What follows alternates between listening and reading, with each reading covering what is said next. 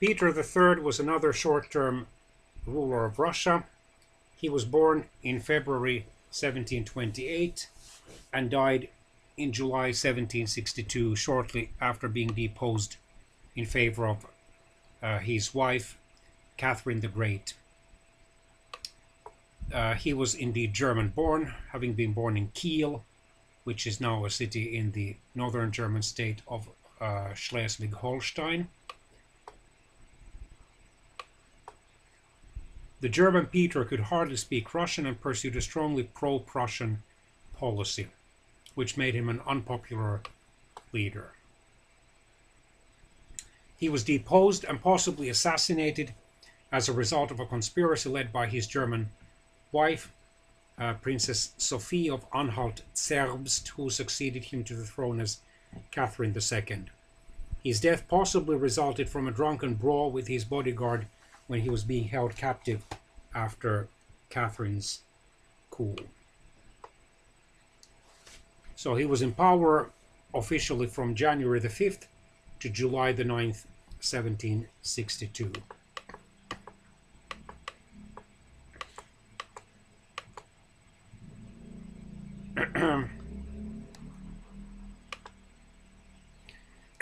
In June 1762, shortly before his overthrow,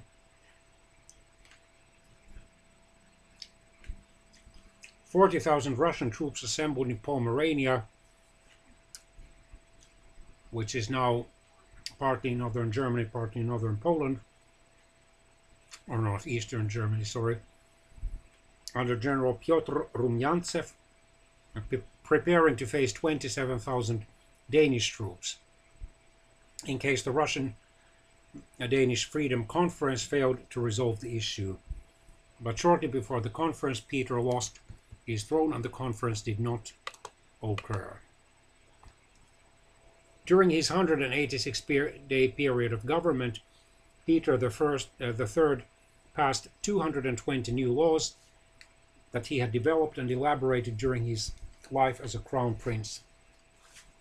Historian Eleanor Palmer claims that his reforms were of a democratic nature. He proclaimed religious freedom, in those times a revolutionary step that not even the advanced Western Europe had taken. He fought corruption within government, established public litigation, and abolished the secret police, and intended to expose it as betrayer of the state for its mercilessness and torture methods. One of his most popular reforms was the Manifesto of February 1762 that exempted the nobility from obligatory state and military service and gave them freedom to travel abroad.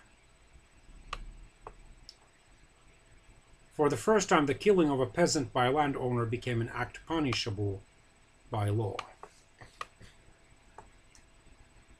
However, the palace guards forced him to abdicate and arrested him on July the 9th, 1762.